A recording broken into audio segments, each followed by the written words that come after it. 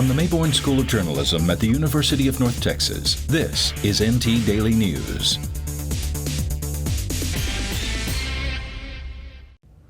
Thanks for joining us for this NT Daily News Break. I'm Contreras. The Centers for Disease Control and Prevention Director Dr. Rochelle Walensky extends eviction moratorium through June 30th. Tenants who are unable to pay rent due to loss of income cannot be evicted during the order period. Walensky says keeping people in their homes is key to help stop the spread of COVID-19. If evictions continue, homelessness will rise and homeless shelters will become crowded. Walensky wants to prevent crowding from happening due to loss of shelter.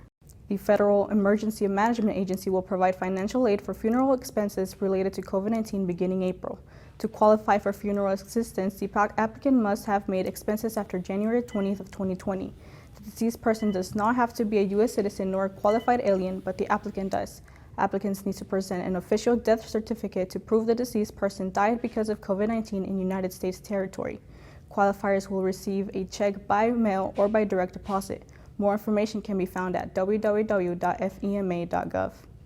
The University of North Texas opened COVID-19 vaccine registrations to its students and employees. The Texas Department of State Health Services announced on March 23rd that all adults in the state are now eligible to be vaccinated. UNT sent out a registration form via email to all students and employees on March 24th with the updated criteria. The form will remain open. There will be no limit to the number of registrants. Some students are beginning to register for in-person classes beginning fall of 2021. UNT student Dominique Weaver says she is skeptical about UNT opening in-person campus life. If they open up for in-person classes, I hope they make the vaccine mandatory, kind of like the other vaccines we have to get before we come onto campus. I feel like that needs to be now mandatory because I shouldn't have to put my life at risk or even possibly put other people's lives at risk, because even with me being vaccinated, I can still catch it. It's just a much, much lower chance of me catching it.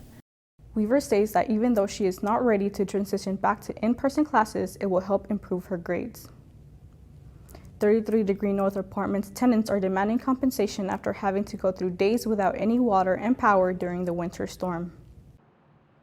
On February 15th, the Electric Reliability Council of Texas declared rotating outages were essential to prevent a statewide blackout. But some areas of the 33 Degree North apartments did not receive any power for several days.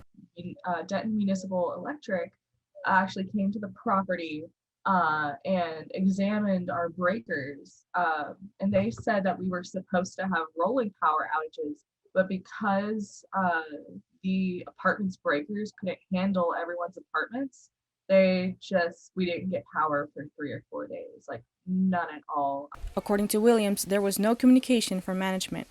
Tenants say they were not able to get in contact with Mika Howell, the community manager, to inform him about pipe bursts and flooding in the first floor.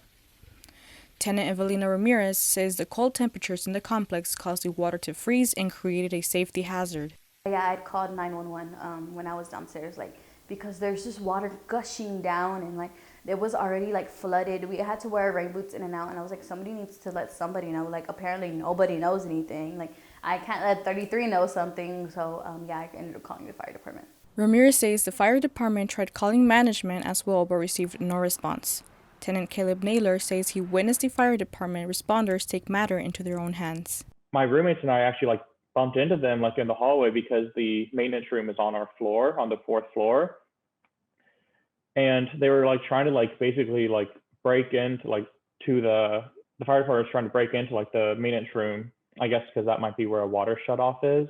Naylor says tenants went a day without water. The tenants that I talked to said 33 Degree North management has not made a formal apology for the lack of communication. I have not heard back from Howell after contacting him a week ago. Denton Tenants Autonomous Union created a cash assistance fund to distribute $100 to each tenant who requested aid. We had 87 requests for cash assistance total, and basically every request came with a whole story of things that went down in their complex during the storm. Denton ATU also created a petition demanding for 33 Degree North tenants' rent to be reduced as compensation for failing to communicate during storm and creating unsafe living conditions. As of now, the petition has over 200 signatures. The Denton Autonomous Tenant Union is still taking donations to give to tenants. Some residents say they will not be renewing their lease. Last Friday, Oklahoma Senator James Lankford posted a video on Twitter of migrant families crammed in border facility pods. A group of Republican senators visited the border facility at Donna, Texas, where migrant families and children are being held.